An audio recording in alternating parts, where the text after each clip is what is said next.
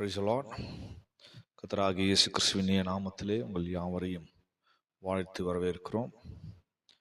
இந்த காலை வேளையிலும் தானியேலின் தீர்க்க தரிசனத்திலிருந்து தொடர் வேத பாடமாக நாம் சிந்திக்கக்கூடியவர்களாக இருக்கிறோம்.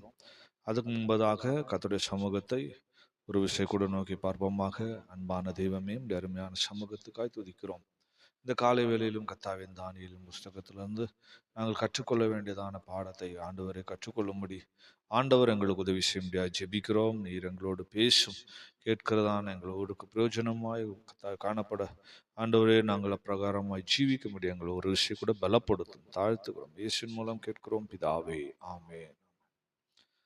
பிரியமானவர்களே, இந்த நாளிலும் தானியேலின் புஸ்தகத்திலிருந்து 16ஆம் பகுதியை நாம் சிந்திக்க போகிறோம்.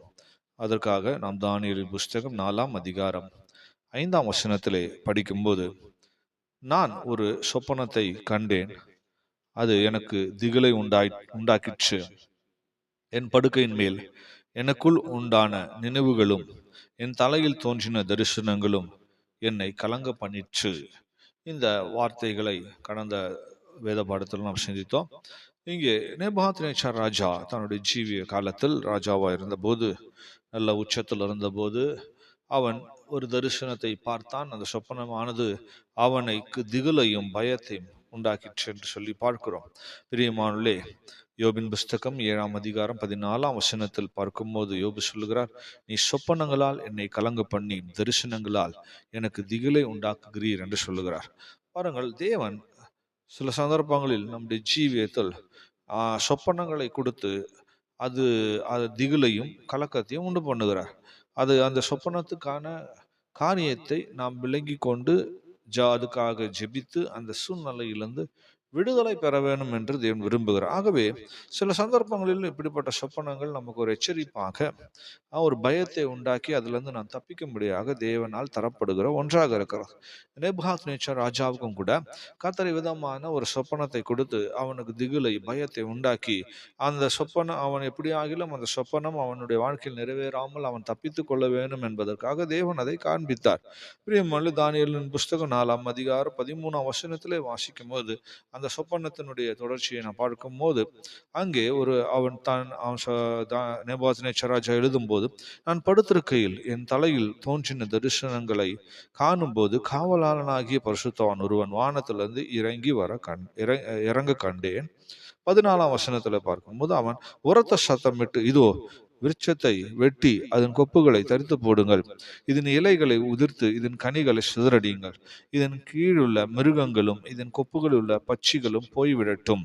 15ஆம் வசனத்திலே பார்க்கும்போது, ஆனாலும் இதன் வேர்களாகிய அடிமரம் பூமியிலே இருக்கட்டும், இரும்பும் வெண்கலமுமான விலங்கு இடப்பட்டு வெளியின் பசும் புல்லிலே தங்கி ஆகாயத்து பனியிலே நனைவதாக, மிருகங்களோட பூமியின் பூண்டிலே அவனுக்கு பங்கு இருக்க கடவது. 16ஆம் வசனத்திலே வாசிக்கும் போது, அவனுடைய இருதயம் மனுஷ இருதயமாய் இராமல் மாறும்படி மிருக இருதயம் அவனுக்கு கொடுக்கப்பட கடவது. இப்படி இருக்கிற அவன் மேல் 7 காலங்கள் கடந்து போக வேண்டும் என்று சொல்லி இங்கே அவன் பார்த்ததான இந்த சொப்பனத்தில் அந்த பரிசுத்தவானவர் இப்படிப்பட்ட வார்த்தைகளை சொன்னதை நாம் இங்கே பார்க்கிறோம். பிரியமானவர்களே, அந்த ஒரு பெரிய விருட்சமானது இருக்கிறது. அது எவ்விதமாக நல்ல வளர்ந்து பலனாய் இருந்து அநேகருக்கு அது இளைப்பாறுதலாக, புசிப்புக்கு அதுக்கு ஆகாரம் உண்டாக்கூடியதாக, மிருகங்களுக்கு நிழலை தரக்கூடியதாக பிரயோஜனமான ஒன்றாக இருந்தது. பிற்காலத்தில் அது எவ்விதமாக அழிக்கப்படுகிறது என்பதை நான் பார்க்கிறோம். பிரியமான நேபுகாத்நேச்சாரின் ராஜாவை குறித்து சொல்லப்பட்ட ஒரு வார்த்தையாக இருந்தாலும், கடந்த வேத பாடத்தில் சொன்னதை போல புதிய ஏற்பாட்டு காலத்தில் இருக்கக்கூடிய கடைசி காலத்தில் ஜீவிக்கிற தேவனுடைய பிள்ளைகளுக்கும் இது ஒரு எச்சரிப்பின் சத்தமாக எழுதப்பட்டிருக்கிறது. பிரியமான தேவனுடைய சபையானது சந்திக்க போகிற ஒரு நிலைமை, தேவனுடைய பிள்ளைகள் சந்திக்கக்கூடிய நிலைமையை தான் இங்கே சொல்லப்பட்டிருக்கிறது. ஒரு காலத்தில் உயர்ந்ததாக மேன்மையாக பலரும் ஆசீர்வதிக்கப்பட்டதான நிலைமையில் இருந்ததான சபைகள் இன்றைக்கு எவ்விதமான சூழ்நிலைகளில் இருக்கிறது. தேவனுடைய நியாய தீர்ப்பானது எவ்விதமாக சபைகளின் மேல் வரக்கூடியதாக இருக்கிறது இந்த கடைசி நாட்களை என்பதை குறித்து நாம் சற்றே விளங்கி கொள்ள வேண்டும். பிரியமானவர்களே, இந்த வசனங்களிலே நாம் படிக்கும் போது இதை குறித்து போன வேத பாடத்தில் நாம் விவரமாய் படித்தோம். அடுத்த பகுதியாக இங்க படிக்கும் போது 15ஆம் வசனத்திலே படிக்கிறோம், ஆனாலும் இதன் வேர்களாகிய அடிமரம் பூமியிலே இருக்கட்டும். ஸோ தேவன் அழிக்கும் போது அந்த மரத்தை, அந்த விருட்சத்தை முழுவதுமாக அழிக்கவில்லை. பிரியமானவர்களே, அதனுடைய வேர் பூமியில இருக்கும்படி செய்கிறார். பாருங்கள், தேவன் முழுமையாக வேரோடு அழிக்கிற அனுபவம் அந்த சபைக்கு வரவில்லை. ஸோ பிரியமானவர்களே, இதுல இருந்து ஒரு சில சத்தியங்களை நாம் விளங்கிக் கொள்ள வேண்டும். ரோமனின் புஸ்தகம் 11ஆம் அதிகாரம் 17ஆம் 18ஆம் வசனங்களே வாசிக்கும்போது, சில கிளைகள் முறித்து போடப்பட்டிருக்க காட்டு ஒலிவ மரமாகி நீ அவைகள் இருந்த இடத்தில் ஒட்ட வைக்கப்பட்டு ஒலிவ மரத்தின் வேருக்கும் சாரத்துக்கும் உடன் பங்காளிகளாய் இருந்தாயானால் நீ அந்த கிளைக்கு விரோதமாய் பெருமை பாராட்டாதே. பெருமை பாராட்டுவாயானால் நீ வேரை சுமக்காமல் வேறு உன்னை சுமக்கிறது நினைத்துக்கொள் என்று படிக்கிறோம். பிரியமான, இங்கே பார்க்கும்போது கிளைகள் முறிக்கப்படுகிறது, ஆனால் வேர் அங்கேதான் இருக்கு. ஸோ அந்த வேரின் மேலே காட்டு ஒலிவ மரம் வந்து ஒட்ட வைக்கப்படுது, அந்த அந்த வேர் மேல. ஆகவே இது நாம் நல்லா விளங்கிக் கொள்ள வேணும். ஆண்டு வேர் அழிக்கவில்லை, கிளைதான் முறிக்கப்படுகிறது, இல்லாவிட்டால் தண்டு முறிக்கப்படுது. அதில் உள்ள பழங்கள், பூக்கள், அதில் இருக்கக்கூடியதான இலைகள் எல்லாம் அகற்றி தேவன் அதை அகற்றி போக அப்படி பண்ணுகிறார். ஆனால் வேர் அப்படியே தான் இருக்கு. ஸோ ஆகவே நன்றாக விளங்கிக் கொள்ள வேண்டும். ஒரு பகுதியில் இந்த வேர் என்று சொல்லும் போது அது ஆண்டவராகிய இயேசு கிறிஸ்துவை காட்டினாலும், இன்னொரு பகுதியில வேர் என்று சொல்லும் போது நன்றாக விளங்கிக் கொள்ள வேண்டும், அது நம்முடைய ஜீவியத்தில் காணப்படுகிறதான மறைவான ஒரு பகுதியாக இருக்கிறது, மறைவான ஒரு ஜீவியமாக இருக்கிறது. ரோமரிலேயே நாம் வாசிக்கும் போது 11ஆம் அதிகாரம் 22ஆம் வசனத்திலே படிக்கும் போது 22, 23 படிக்கும் போது, ஆகையால் தேவனுடைய தயவையும் கண்டிப்பையும் பார், விழுந்தவர்களிடத்தில் கண்டிப்பையும் உன்னிடத்தில் தயவையும் காண்பித்தார். அந்த தயவிலே நிலைத்திருப்பாயானால் உனக்கு தயவு கிடைக்கும். நிலைத்திராவிட்டால் நீயும் வெட்டுண்டு போவாய். அன்றியும் அவர்கள் அவிசுவாசத்திலே நிலைத்திராதிருந்தால் அவர்களும் ஒட்ட வைக்கப்படுவார்கள். அவர்கள் மறுபடியும் ஒட்ட வைக்கப்படுகிறதற்கு தேவன் வல்லவராயிருக்கிறாரே. பிரியமானே, வேறு இருக்கிறது, மேல இருக்கிறதான கிளைதான் முறிக்கப்படுகிறது. கர்த்தர் சொல்றார், அவங்க அவிசுவாசத்தினால தான் நிலைத்திராமல் போனாங்க. விசுவாசித்திருந்தாங்கன்னா அவங்களும் மறுபடியும் அதே இடத்துல வந்து ஒட்ட வைப்பதற்கு தேவன் நல்லவரா இருக்கிறார் என்று படிக்கிறோம். பிரியமானவர்களே, ஆகவே நன்றாய் விளங்கிக் கொள்ள வேணும். இந்த வசனங்களானது ஒரு பகுதியில யூதர்களை குறித்து, அதாவது இஸ்ரவேலரை, எழுத்தின்படியான இஸ்ரவேலரை குறிப்பிட்டாலும், அந்த எழுத்தின்படியான இஸ்ரவேலர்கள், யூதர்கள் இருக்க வேண்டிய அந்த இடத்துல இன்றைக்கு புறஜாதிகளாய் காட்டு ஒலிவ மரமாய் இருக்க வேண்டிய நம்மை ஆண்டவர் கொண்டு வந்து ஒட்ட வைத்திருக்கிறார். ஆனா நன்றாய் விளங்கிக் கொள்ள வேண்டும். நம்ம அதனால பெருமை பாராட்டக்கூடாது. நாம் மனத்தாழ்மையை நடந்து கொள்ள வேணும். ஏனென்று சொன்னால், பெருமை பாராட்டினால் நம்மையும் ஆண்டவர் அந்த இடத்துல இருந்து அகற்றி போட்டு மறுபடியும் திரும்பியும் இஸ்ரவேலர்களை கொண்டு வந்து அதே ஸ்தானத்தில் நிறுத்த வல்லமை உள்ளவராக இருக்கிறார். இதுல இருந்து ஒரு சத்தியத்தை நாம் விளங்கிக் கொள்ள வேணும். எந்த ஒரு மனுஷனும் நிலை நிற்பது தேவனால், அவனுடைய மேன்மையினால், அவங்களுடைய ஊழியத்தினால், அவங்களுடைய திறமைகளால், தாளந்துகளால் நிற்க முடியாது. தேவன் தான் ஒருவரை நிலைநிறுத்துகிறவராக இருக்கிறார். ஆகவே ஒரு மனிதன் விழுந்தே போனாலும் திரும்பியும் அவனை அதே இடத்தில் கொண்டு வந்து நிறுத்த தேவன் வல்லமை உள்ளவராக இருக்கிறார்.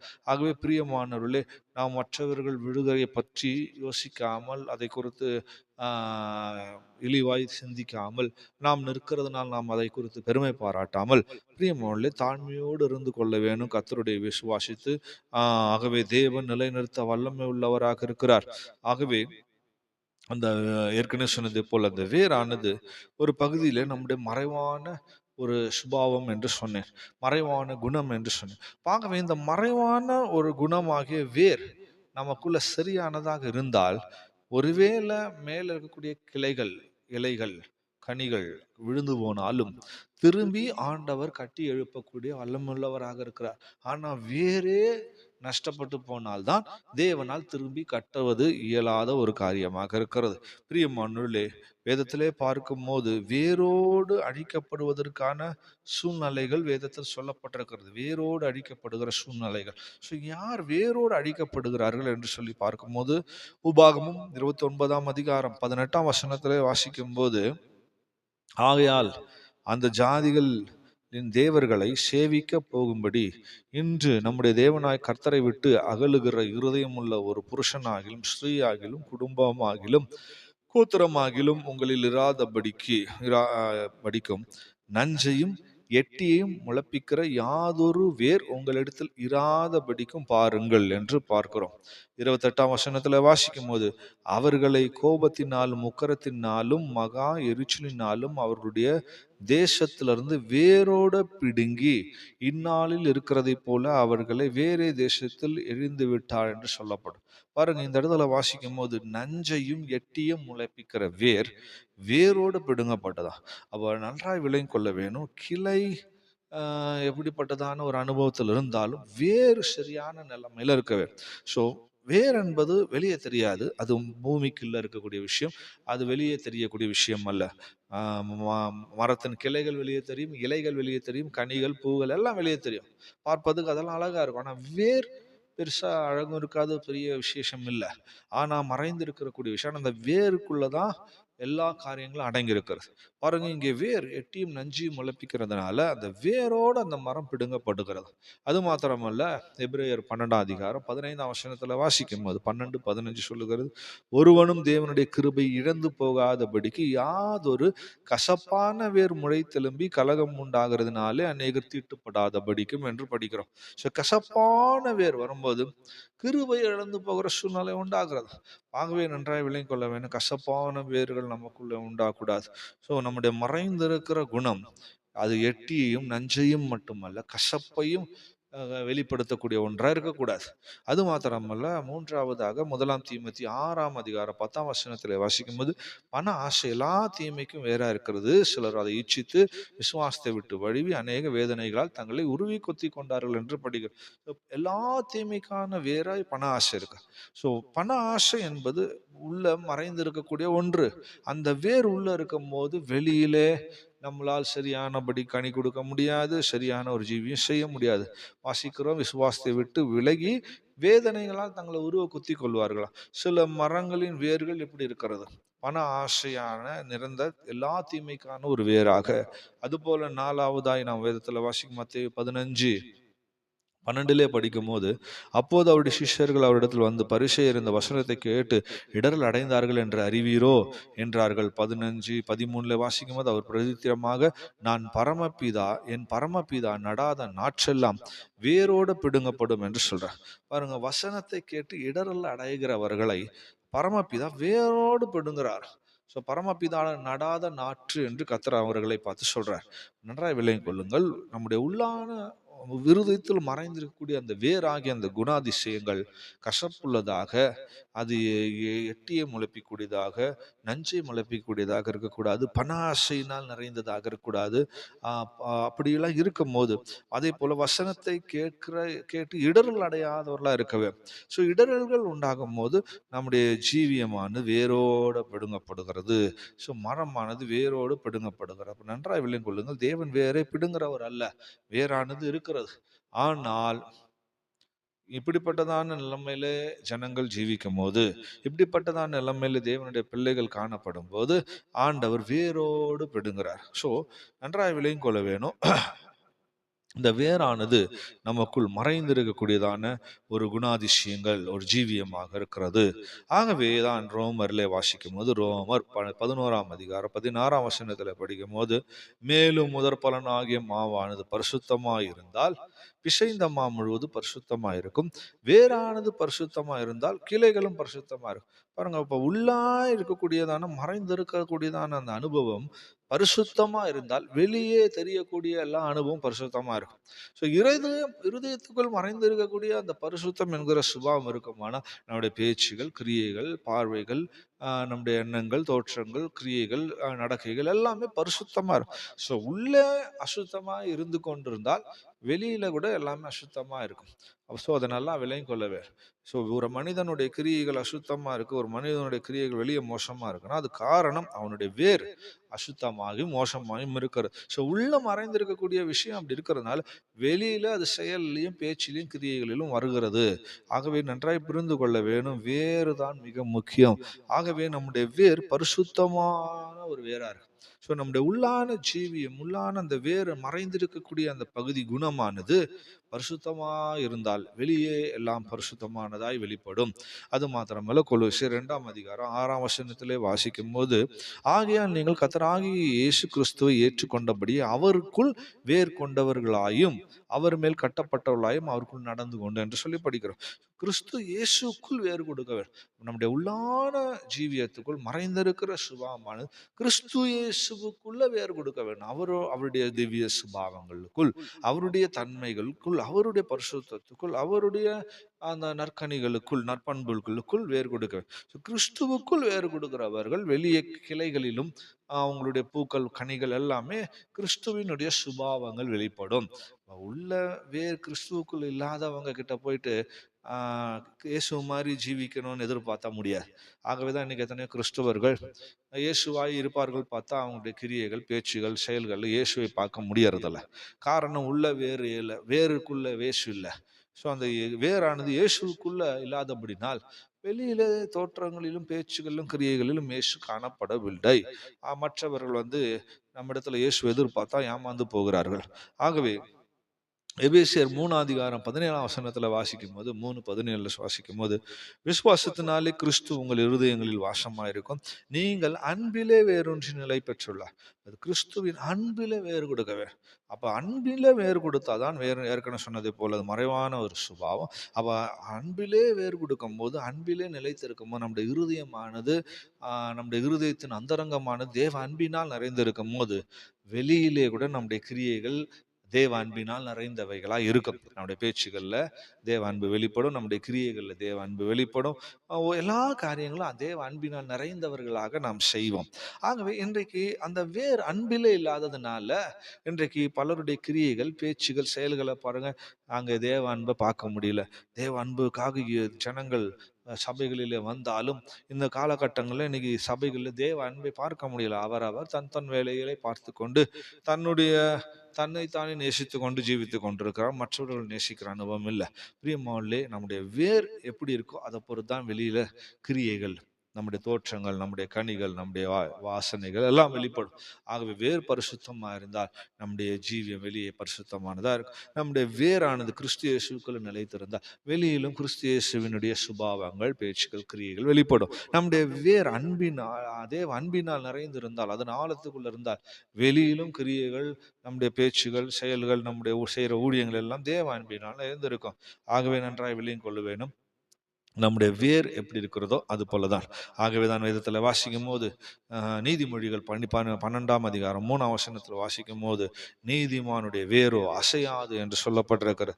12:12 வாசிக்கும் போது, நீதிமொழிகள் 12:12 சொல்லுது, நீதிமானுடைய வேர் கனி கொடுக்கும் என்று. பிரியமானவர்களே, நம்முடைய வேர் நீதிமானின் வேரை போல கிறிஸ்து இயேசுக்குள்ளும் பரிசுத்தத்துக்குள்ளும் தேவ அன்பினாலும் நிறைந்திருந்தால் அந்த வேர் அசையாது, அந்த வேர் கனி கொடுத்து கொண்டே இருக்கும்.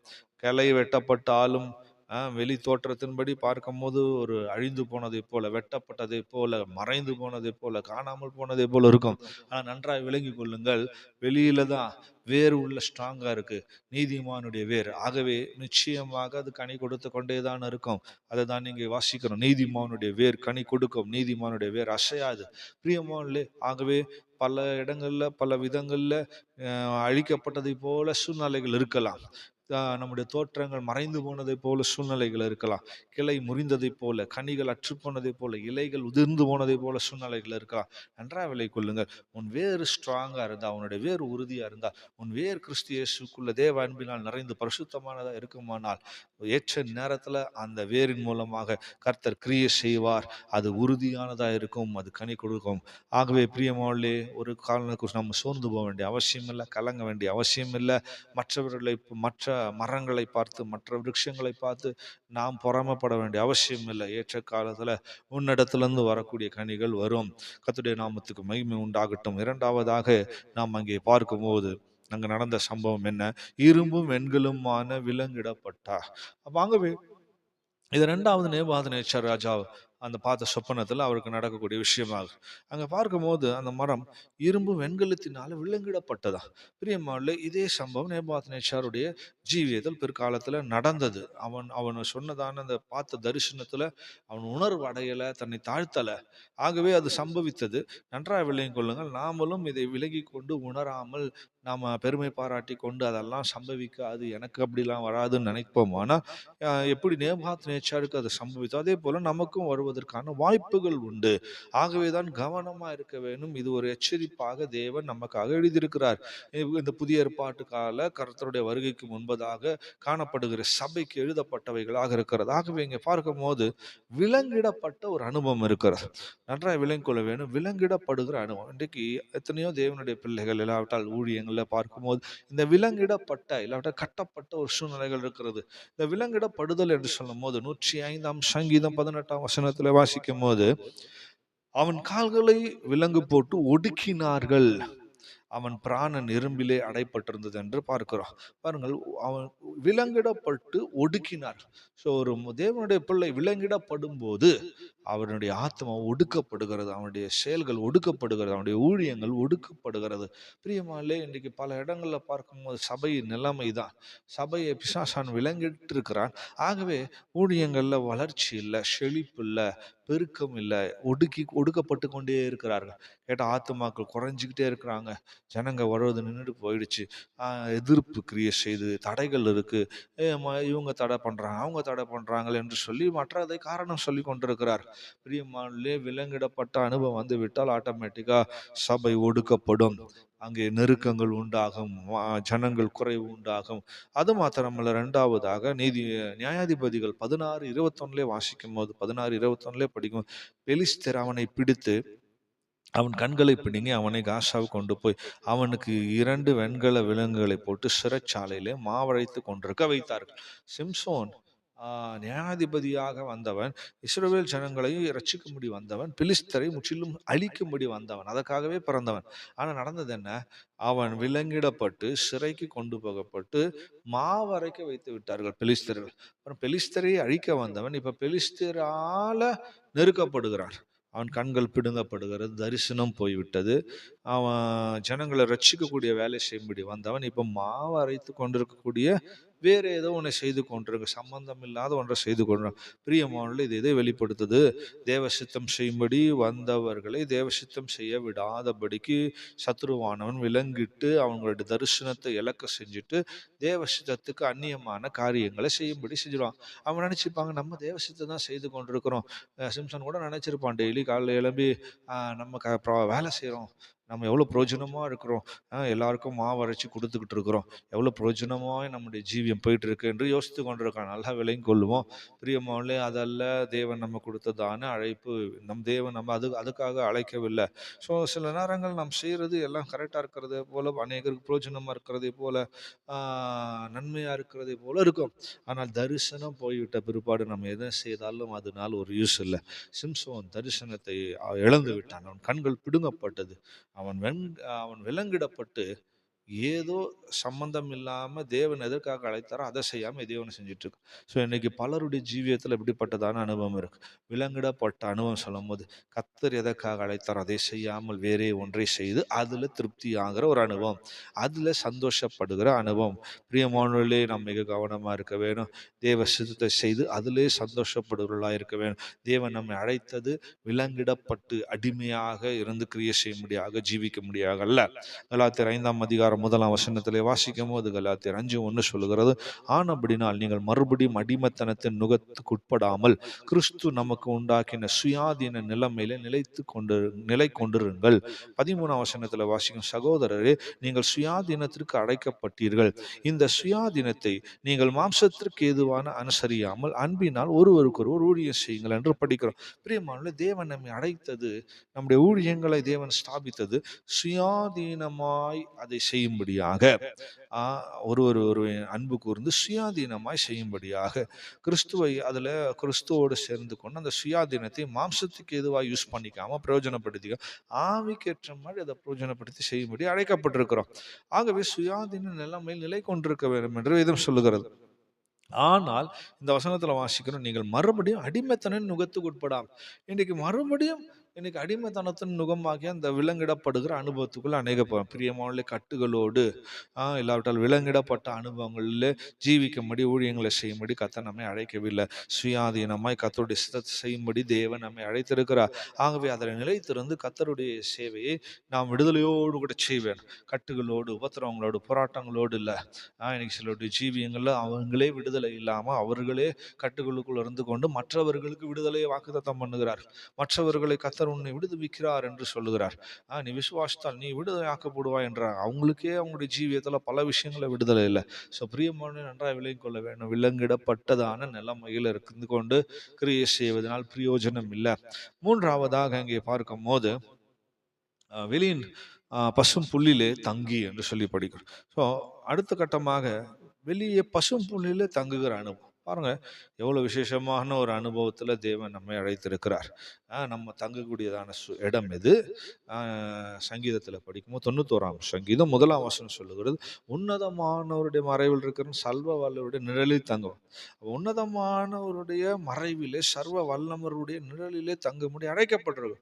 ஆனால் இப்போ நிலைமை என்ன ஆயிடுச்சுன்னா, வெளியில் பசும்புல்லிலே தங்குகிற அனுபவம். புல் என்று சொல்லும் போது ஏசியா 40:7 வாசிக்கும் போது, கர்த்தருடைய ஆவி அதன் மேல் ஊதும் போது புல் உலர்ந்து பூ உதிரும், ஜனமே புல். பிரியமானே, இன்னைக்கு பல சபைகள், பல ஊழியங்கள், பல விதமான இடங்கள்ல பார்க்கும்போது இன்னைக்கு உன்னதமானவருடைய மறைவில ஊழியங்கள் இல்லை. உன்னதமானவருடைய மறைவிலே இன்னைக்கு அநேகர் தங்குகிறது இல்லை. அவர்களுடைய தங்குதல் எல்லாம் புல்லிலே தங்குகிறார்கள். இங்கே வாசிக்கிறோம் ஏசியாவிலே, புல் உலர்ந்து பூ உதிரும், ஜனமே புல். இன்னைக்கு அநேகர் ஜனத்தின் புல், அந்த ஜனமாகிய புல்லிலே தங்க பிரயாசப்படுறாங்க. ஜனத்துடைய அரவணைப்பில், ஜனத்துடைய நிழலில், ஜனங்களுடைய வருமானத்தின் நிழலில், அவங்களுடைய காணிக்கையின் நிழலில். பிரியமான நன்றாய் விலை கொள்ளுங்கள், உன்னதமானவருடைய மறைவில் தங்கும்படி அழைக்கப்பட்டிருக்கிறோம். ஆகவே நம்முடைய ஊழியங்களிலே இன்னைக்கு உன்னதமானவருடைய நிழலில் இருந்து கொண்டு கிரியை செய்ய வேணும், ஊழியங்கள் நடைபெற வேண்டும். ஆனால் இன்றைக்கு ஜனங்களை நம்பி ஊழியங்கள், ஜனங்களை நம்பி சபைகளை தொடங்குறோம். ஜனங்க வர்றது நின்ன உடனே என்ன சொல்றாங்க, உங்களை நம்பி தான் இந்த ஊழியத்தை ஆரம்பிச்சோம், நீங்களே ஒழுங்கா வரலன்னா எப்படி? உங்களை நம்பி இந்த ஸ்தலத்துல தொடங்கி இருக்கிறோம், நீங்க வராட்டா எப்படி? அப்படின்னு சொல்லி ஜனங்களை நிழலை இல்லை என்று சொல்கிறார். ஜனங்களை நல்லா விளைக்கோங்க, ஜனங்கள் புல்லு. கர்த்தருடைய ஆவி வந்தா, கர்த்தருடைய ஆவி ஊதுனா அந்த புல்லெல்லாம் உதிர்ந்து போயிடும், அதெல்லாம் இல்லை உலர்ந்து போய்விடுமா. ஆகவே உன்னதமானவர் நிழலில் இருந்து கொண்டு கிரியை செய்ய வேணும். இன்னைக்கு பல சபைகள் இப்படிப்பட்டதான உதிர்கிற புல்லை நம்பி ஊழியங்களை செய்து இன்றைக்கு பலரும் நஷ்டப்பட்டு கஷ்டப்பட்டு கொண்டிருக்கிறார். நன்றாக விலையும் கொள்ள வேணும். இன்றைக்கு இருக்கக்கூடிய காலகட்டத்தில் சபைகளானது புல்லை போல உலர்ந்து போய் கொண்டிருக்கிறது. நாலாவதாக வாசிக்கும் போது, ஆகாயத்தின் பனியிலே நனைவாயதாக என்று வாசிக்கிறோம். ஆகாயத்தின் பனியிலே நனையதா பாருங்க, ஒரு பாதுகாப்பே இல்லாத ஒரு நிலைமையில காணப்படுகிற ஒரு அனுபவமாக இருக்குது. கர்த்தர் நம்மை எப்படிப்பட்டதான ஒரு பாதுகாப்புக்குள்ள வைத்திருக்கிறார். 91ஆம் சங்கீதம் 4ஆம் வசனத்துல வாசிக்கும் போது, அவர் தமது சிறகுகளாலே உன்னை மூடுவார், அவர் செட்டைகளின் கீழ் அடைக்கலம் புகுவாய், அவருடைய சத்தியம் உனக்கு பரிசையும் கேடகும் ஆகும். 7ஆம் வசன 36ஆம் சங்கீதம் 7ஆம் வசனத்துல வாசிக்கும் போது, தேவனே உம்முடைய கிருபை எவ்வளவு அருமையானது, இதனாலே மனுபூத்தர் உம்முடைய சட்டைகளின் நிழலிலே வந்தடைகிறார்கள் என்று படிக்கிறோம். பாருங்க, தேவனுடைய சட்டைகளில் நிழலிலே அடைக்கலமா இருக்கும்படி அழைக்கப்பட்டிருக்கிறோம். ஒரு பெரிய பாதுகாப்பு அந்த சட்டையின் கீழே இருக்கிறது. ஒரு வல்லமை நம்மை தொட முடியாது. கிருபையினால் அந்த சட்டைகளுக்குள்ள வந்தடைந்திருக்கிறோம். ஆனால் நடக்கிறது என்ன? இப்போது இருக்கிற சூழ்நிலைகள் பாருங்க, ஆகாயத்தின் பனியில நினைக்கிறதான சூழ்நிலைகளா. பிரியமோல்ல இன்றைக்கு ஒரு சேஃப்டி இல்லாம, ஒரு பாதுகாப்பு இல்லாம, சத்ரு கிரியை செய்யக்கூடிய விதத்துல, இரவில் உண்டாகிற பயங்கரங்கள் நம்மை தாக்கக்கூடிய விதத்துல நம்முடைய ஜீவியங்கள், ஊழியங்கள் சென்று கொண்டிருக்கிறது. ஆகவே தேவன் சட்டைகளின் கீழே வைத்து நம்மை நடத்த விரும்ப. ஸோ இந்த பாதுகாப்பை நாம் எப்போதும் பாதுகாத்து கொள்ள வேண்டும். இந்த சட்டைகளின் கீழே நாம் எப்போதும் காணப்பட வேண்டும். ஐந்தாவதாக வாசிக்கும் போது, மிருகங்களோட பூமியின் பூண்டிலே அவனுடைய பங்கு இருக்கும். பாருங்க, இங்க வாசிக்கிற பூமியின் பூண்டிலே அவனுடைய பங்கு இருக்கும். ஆகவே பூமிக்குரியதான அந்த ஆசீர்வாதங்கள், பூமிக்குரியதான காரியங்கள் மேல பங்கு உள்ளவர்களாய் மாறுகிறார். ஆண்டவர் அழைத்த அழைப்பை பாருங்க. தேவன் நம்மை எதற்கு பங்குள்ளவர்களாய் இருக்கும்படி அழைத்திருக்கிறார். எபிரேயர் 3ஆம் அதிகாரம் 1ஆம் வசனத்துல வாசிக்கும் போது, பரம அழைப்புக்கு பங்கு உள்ளவர்கள் என்று சொல்லப்பட்டிருக்கு. தேவன் நம்மை பரம அழைப்புக்கு பங்குள்ளவர்களாய் இருக்கும்படி அழைத்திருக்கிறார். அதே போல இரண்டாவதாக எபிரேயர் 12ஆம் அதிகாரம் 10ஆம் வசனத்துல வாசிக்கும் போது, தம்முடைய பரிசுத்தத்திற்கு நாம் பங்குள்ளவர்கள் ஆகும் பொருட்டு என்று படிக்கிறோம். ஆகவே பரம அழைப்புக்கு பங்குள்ளவர்களாக இருக்க முடியும் அழைத்திருக்கிறார். அவருடைய பரிசுத்தத்திற்கு பங்குள்ளவர்களாக இருக்க முடியும் அழைத்திருக்கிறார். 2 பேதுரு 1:4 வாசிக்கும் போது, திவ்ய சுபாவங்களுக்கு பங்கு உள்ளவர்கள் ஆகும் பொருட்டு என்று வாசிக்கிறோம்.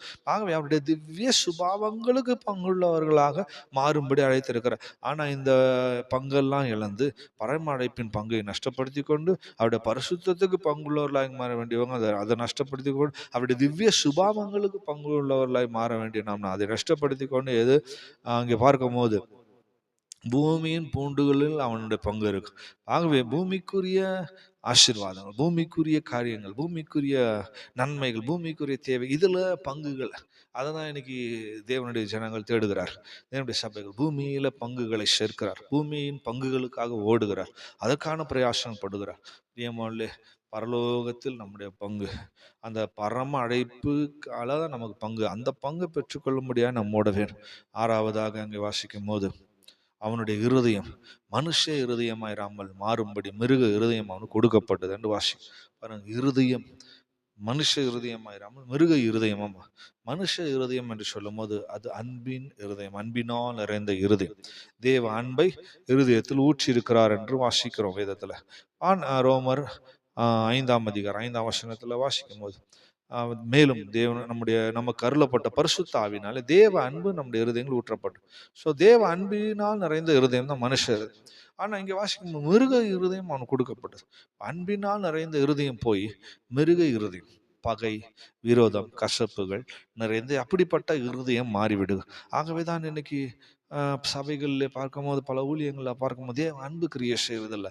உள்ள போன பகை, விரோதம், என்ன சொல்றாங்க, நல்லது இங்கே வந்தது, ஆனால் நீங்கள் அவங்களோட பேசாதீங்க, அவங்களோட பழகிடாதீங்க, அவங்கள கொஞ்சம் விட்டு விலகிருங்க என்று சொல்லி உள்ள வந்த உடனே பகையை வைக்கும்படி, விரோதங்களை வைக்கும்படி, அதாவது அவங்களுக்கு யார் பிடிக்காதோ அவங்களோட வந்த புதிய ஆத்மாவும் பேசிடக்கூடாது, பழகிடக்கூடாது, அவங்களையும் ஒதுக்கி அவங்களையும் விரோதத்தையும் கஷ்டத்தையும் வைராக்கியத்தையும் தான் சொல்லிக் கொடுக்குறாங்க. ஸோ நல்லா விளங்கிக் கொள்ள வேணும். இன்றைக்கு தேவ அன்பின் இருதயம் இல்லை, இன்னைக்கு மிருக இருதயம், கசப்பு, வைராக்கியம், எரிச்சல், கோபம், முரட்டாட்டம், இப்படிப்பட்டதான காரியங்களை வெளிப்படுத்துகிறது இருதயமாக இருக்காங்க. அதான் வெளிப்படுத்தல் 2:4 வாசிக்கும் போது, நீ ஆதியில கொண்டிருந்த அன்பை விட்டா என்று உன் பேரில் எனக்கு குறை உண்டுன்னு சொல்றேன்.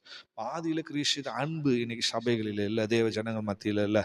ஆகவே லூக்கா 6:45 வாசி, நல்ல மனுஷன் தன் இருதயத்திலிருந்து நல்ல பொக்கிஷத்தை நல்லதை எடுத்து காட்டுகிறான். அப்ப நல்ல மனுஷர்களாக இருந்தால் நல்ல காரியங்களை எடுத்து காட்டுவோம் வருகிற ஆத்துமாக்களுக்கு, சபைக்குள்ள வருகிற தேவ ஜனங்கள். பொல்லாத மனுஷன் தன் இருதயமாகிய பொக்கிஷத்திலிருந்து பொல்லாததை எடுத்து காட்டுகிறான். ஸோ அவங்கள பொறுத்து தான் விஷயம். லூக்கா 6:45 வாசிக்கிறோம். அதை நல்லா வாசித்தோம். அப்போ நல்ல மனுஷர்களை நாம் இருப்போம், நல்ல பொக்கிஷத்தில் நல்ல காரியங்களை எடுத்து காட்டுவோம். அதனால் மற்றவங்க பிரயோஜனம் அடைவார்கள், ஆசீர்வதிக்கப்படுவார்கள். ஆனால் மிருக இருதயம் உள்ளவர்கள், பொல்லாத இருதயம் உள்ள தங்களுடைய பொக்கிஷத்திலிருந்து பொல்லாததை எடுத்து காட்டுகிறார். ஸோ இருதயத்தின் நிறைவினால தான் எல்லா காரியம் நடக்கிறது. ஆகவே பிரியமானவர்களே, நாம் நன்றாக விளங்கிக் கொள்ள வேண்டும். மிருக சுபாவங்கள், மிருக குணங்கள் நம்ம இடத்துல வெளிப்பட்டு விடக்கூடாது. நீதிமொழிகள் 12:1 வாசிக்கிறோம், கடிந்து கொள்ளுதலை வெறுக்கிறவன் மிருக குணம் உள்ளவன் என்று சொல்லி. 92ஆம் சங்கீதம் 5ஆம் வசனத்துல வாசிக்கிறோம். 5:6 வாசிக்கும் போது, கர்த்தாவே உமது கிரியைகள் எவ்வளவு மகத்துவமானவைகள், உம்முடைய யோசனைகள் மழகா ஆழமானவைகள், மிருக குணம் உள்ள மனுஷன் அதை அறியான், மூடன் அதை உணரான் என்று வாசிக்கிறோம். ஸோ தேவனுடைய கடிந்து கொள்ளுதலை வெறுக்கிறவங்க, கர்த்தருடைய கடிந்து கொள்ளுதலை வெறுக்கிறவர்கள், கர்த்தருடைய வார்த்தைகளை சொல்லுகிற விஷயங்களை உணராதவர்கள், புரியாதவர்கள், அவர்கள் எல்லாம் மிருக குணம் உள்ளவர்கள். அவங்களுடைய இருதயம் மிருக குணமாய் மிருக சுபாவங்களால் நிறைந்திருக்கிறது. பிரியமானவர்களே, ஒருபோதும் கர்த்தருடைய வார்த்தைகளை நாம் வெறுக்கக்கூடாது. கர்த்தருடைய வார்த்தைகளை நாம் ஒருபோதும் நஷ்டப்படுத்தி விடக்கூடாது. கர்த்தருடைய கடிந்து கொள்ளுதலை நாம் விரும்ப வேணும். அப்போதான் உருவாக்கப்பட முடியும். அதை உணர வேணும். எதற்காக பேசப்பட்ட காரியம், எதற்காக தேவன் இதை சொன்னார் என்பதை உணர்ந்து அறிந்து கொள்ளும் போது நம்முடைய சுபாவங்கள் மாறும், குணங்கள் மாறும். பிரியமானவர்களே, இங்கே தேவன் ராஜாவுக்கு தெளிவாக இவைகளை வெளிப்படுத்தினார். இன்றைக்கும் இந்த கடைசி நாட்களில் சபைகள் இதை அறிந்து கொள்ள வேணும். ஆகவே ஊழியங்களில் இருக்கக்கூடிய நஷ்டங்கள், கஷ்டங்கள், காரியங்கள், சாபங்கள் எல்லாம் மாற வேணும். ஆகவே கர்த்தருடைய கரத்திலே நாம் நம்மை ஒப்பு கொடுப்போமாக. கேட்டதான இந்த சத்தியங்களின்படி நம்முடைய ஜீவியத்தை நாம் கட்டியெழுப்ப கர்த்தர் கிருபை செய்வாராக. நல்ல பிதாவே, உம்முடைய அருமையான சமூகத்துக்காய் துதிக்கிறோம் சுவாமி. இன்றைக்கும் கேட்டதான உடைய வார்த்தைகளுக்காய் ஸ்தோத்திரம். அன்றைக்கு ராஜாவுக்கு கர்த்தாவே நீ சொப்பனத்தில் வெளிப்படுத்தினதான அந்த சத்தியங்கள் இன்றைக்கும் எங்களுக்கும் பொருந்தக்கூடிய ஒன்றாக இருக்கிறது. ஆண்டவரே கர்த்தாவே, நாங்களும் கவனமாய் ஜீவிக்க ஒருபோதும் நாங்கள் மேன்மை பாராட்டாதபடிக்கு எங்களுடைய வேரை கவனமாக பாதுகாத்து கொள்ள, உள்ளான ஜீவியத்தை கட்டி எழுப்பிக் கொள்ள, அதை அன்பின் ஆழத்துக்குள்ள, கிறிஸ்துவுக்குள்ள, அவருடைய பரிசுத்தத்துக்குள்ள நாங்கள் ஆழமாய் வேறு கொடுத்து கொண்டு ஜீவிக்க உதவி ஜெபிக்கிறோம். நீதியமானுடைய வேர் கனி கொடுக்கும் என்று சொல்லியிருக்கு. ஆகவே அது ஒருபோதும் அசையாது. ஸோ வேர் ஸ்ட்ராங்காக இருந்தால் ஒருபோதும் அசைவு வராது என்பதை கர்த்தர் சொல்லுகிறது. ஆகவே நாங்கள் கவனமாய் உதவி ஜெபிக்கிறோம். ஆண்டவரே, நாங்கள் எங்கே தங்க வேணும் என்று கர்த்தர் அழைத்திருக்கிறோம், அங்கே நாங்கள் தங்க வேணும். ஆண்டவரே, உடைய சட்டைகள் நிழலில் அடைக்கலமாய் நாங்கள் காணப்பட உதவி செய்யும். உம்முடைய கர்த்தாவே, நாங்கள் உன்னதமான மறைவில் காணப்பட உதவி ஜெபிக்கிறோம் சுவாமி. இந்த வல்லமை எங்களை தொடாதபடி பாதுகாத்து கொள்ள முடியாது ஜெபிக்கிறோம். ஆண்டவரே கர்த்தாவே, ஸ்தோத்திரம் ஸ்தோத்திரம் ஸ்தோத்திரம். கடைசி நாட்களில் வந்திருக்கிறோம். எங்களுடைய பங்கு கர்த்தாவே தேவனோடு இருக்கட்டும். ஆண்டவரே, பழம அழைப்புக்கு பங்குள்ளவர்களாக இருக்க முடியும் அழைத்திருக்கிறீர். ஆண்டவரே கர்த்தாவே, நாங்கள் பூமிக்குரிய பங்குக்காக ஓடுகிறவர்களாக இராதபடிக்கு ஆண்டவர் உன்னதமான தேவனிடத்தில் வரக்கூடியதான அந்த பங்கை பெற்றுக்கொள்ள, பரிசுத்தமாக அந்த பங்கை பெற்றுக்கொள்ள கர்த்தர் எங்கள் உதவி செய்ய ஜெபிக்கிறோம். ஆண்டவர் எங்களுக்கு தேவன் மனுஷ குணத்தை, மனுஷ சுபாவத்தை வெளிப்படுத்த, அந்த அன்பினால் நிறைந்த சுபாவத்தை வெளிப்படுத்த உதவி செய்ய ஜெபிக்கிறோம். மிருக சுபாவங்கள், மிருக குணங்கள், மிருது இருதயங்களுக்கு அவசியம் தேவையில்லை. ஆண்டவர் இன்னைக்கு பலருடைய ஜீவியத்தில் கிரியை செய்கிற அப்படிப்பட்டதான அந்த பொல்லாத துஷ்ட சுபாவங்கள் எல்லாம் கர்த்தர் நிர்மூலமாக்கி அழித்து போட்டு ஆண்டவர் தெய்வீகமான சுபாவங்களை வெளிப்படுத்தி ஜீவிக்க அநேகருக்கு சாட்சிகளாய் காணப்பட கர்த்தர் தேசமாக ஜெபிக்கிறோம். கிருபையின் கரத்துக்குள்ளே எங்களை தாழ்த்தி தருகிறோம். கேட்ட ஒவ்வொருவரையும் ஆசீர்வதியும் காத்துக்கொள்ளும், பலப்படுத்தும். இயேசு மூலமாக கேட்கிறோம் பிதாவே, ஆமே. ஸ்தோத்திரம் ஸ்தோத்திரம். கர்த்தராகிய இயேசு கிறிஸ்துவின் கிருபையும் பிதாவாகிய தேவனுடைய அன்பும் பரிசுத்தாவின் ஐக்கியமும் காவலும் நம்மோடு சகல தேவ ஜனங்களோடு கர்த்தராகிய இயேசு கிறிஸ்துவின் வருகை மட்டும் இருப்பதாக. ஆமென்.